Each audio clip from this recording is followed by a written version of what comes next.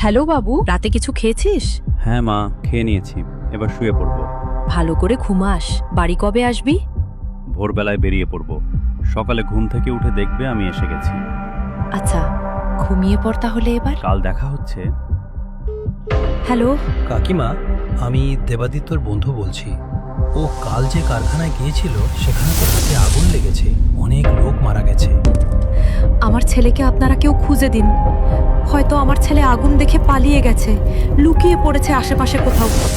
আপনারা একটু ওকে খুঁজে আনুন না, দয়া করুন এই মাটার ওপর। আমার ছেলেকে পুরো রাজপুত্রের মতো দেখতে। ও বড় হয়ে আইপিএস অফিসার হবে, জনগণের সেবা করবে। ও কিছুতেই এই আগুনের কাছে হার মানতে পারে না। কারখানার দরজা বাইরে থেকে বন্ধ ছিল, ভিতরে থাকলে বেঁচে থাকার সম্ভাবনা নেই কোনো। না না, এটা হতেই পারে না। ঠাকুর আমার ছেলেকে কেড়ে নেবে না। ও নিশ্চয়ই বেঁচে আছে। ওই জুতোটা তো ওর না, ওই পোড়া জামাটাও ওর না। ও নিশ্চয়ই বেঁচে গেছে। আপনারা তালিকা বানানো বন্ধ করে খুঁজতে যান না। দয়া করে ঠাকুর, আমাকে আমার ছেলেকে খুঁজে দাও। কাল রাতেও ফোন করে খোঁজ নিল আমি ওষুধ খেয়েছি কিনা। বলল সোমবারে বাড়ি আসছি, তোমাদের জন্য একটা জিনিস আনছি।